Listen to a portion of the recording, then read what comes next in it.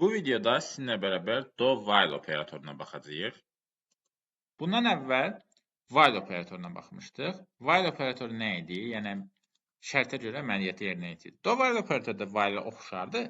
Sadəcə do while-da belə bir məsələ var ki, do while-da şərt ödənməzsə belə əməliyyat ən azı bir dəfə yerinə yetirilir. Məsələn, biz yazaq let a bərabərdir 0, let a bərabərdir 5 yazıram.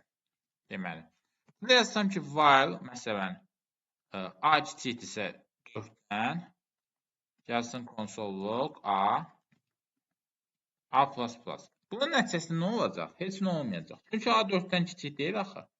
Yəni a 5-dir. A 4-dən kiçik deyil. Yəni 4-dən kiçik olsaydı o zaman burada nəsə bir hesablama falan aparılardı, əməliyyatlar aparılardı. Yəni a 4-dən kiçik deyil. Mütləq şərt ödənməlidir ki, bu işləsin. Yəni şərt ödənməsə, while operatoru işləmir. Yəni şərt ödənməlidir. Amma do while operatorunda siz bunun do ilə yazsaz, bu da əməliyyatları yerinə yetirir birinci. Console log, məsələn, əməliyyatlar yerinə yetirir. A, tutaq ki. Burada yazırıq A++.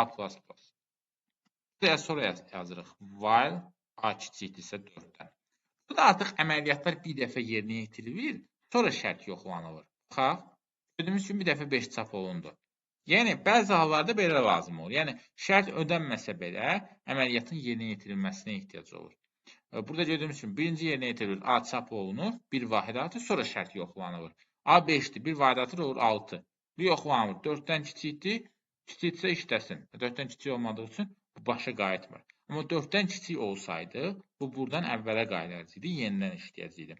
Məsələn, əvvəlki nümunələrdən də biz while ilə yeyə bilərik. While ilə verdiklərimizin eynisini while ilə yeyə bilərik. A kiçikdir 10. Məsələn, kiçik 5 eləyək tez olması üçün. 0, 1, 2, 3, 4 gördüyümüz kimi. While ilə elədiyimizin eynisini burada da eləmiş oluruq. Sadəcə burada məsələ bundan ibarətdir ki, burada biz belə deyim, əməliyyatı birinci yerinə yetiririk. Yəni, birinci əməliyyat yerinə yetirilir, ondan sonra şərt yoxlanılır.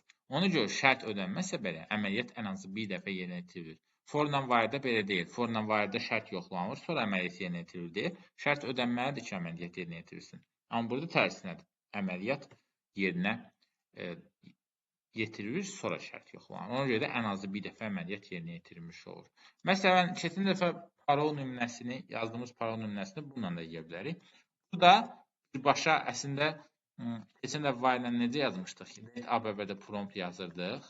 Məsələn, parol, sonra yazırdıq while, məsələn, a fərqlidirsə 1, 2, 3-dən. Bax ki, bunun içində yenə yazırdıq a bərabərdə prompt. Bir dəfə yazırdıq, məsələn, parol. Amma burada while ilə bir dəfə yeyə bilərik. Niyə? Yazarıq ki, do, mən yazarım let a. Buraya yazarım do, a bərabərdə parol, prompt, parol. Burada while yazaram. While a fərqlidirsə, məsələn, 1, 2, 3-dən. Burada axırda da yazım alif doğrudur. Bu variantı da yaza bilərik. Burada promptu bir dəfə yazmış oluruq. Daha görə nə baş verir burada? Parol. Səhv yazıram, görürsünüz, yenidən istəyir. Onu düz yazsam, bir doğrudur. Nə baş verir burada? Burada birinci do promptu göstərir. Elə bir ki, A bərabərdə prompt eləyir, istifadəçiyə parol daxil etməsini tələb edir. Birbaşa. Adam parol daxil edir, daxil edəndən sonra artıq yoxlayır ki, görün 1, 2, 3-dən fərqlidir, yoxsa yox. Bu daha məntiqə uyğun olur. Adam parol daxil eləyir, ondan sonra daxil edəndən sonra yoxlayır. Parol 1, 2, 3-dən fərqlidir, yəni 1, 2, 3 deyilsə, yenidən qayıdır əvvələ.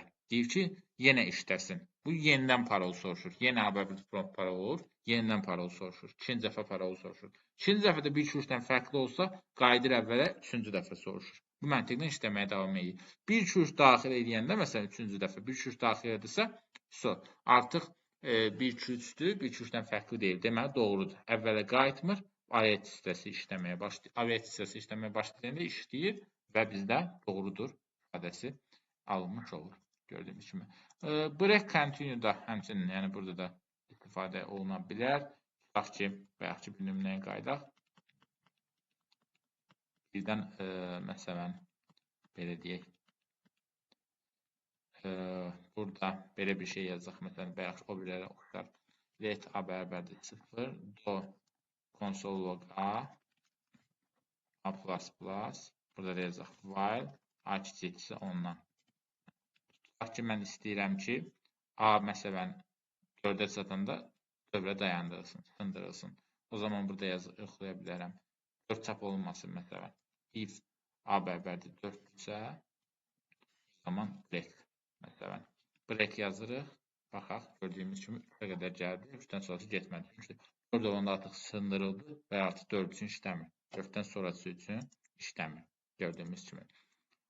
Amma continue yazsaq, continue, keçən dəfə dediyimiz kimi sonsuz dövrə yaranmasın deyib, bunun içində də A düz yazırıq ki, 4 olsa, birbaşa burada açsın 5 olsun və yenidən əvvələ qayıtsın.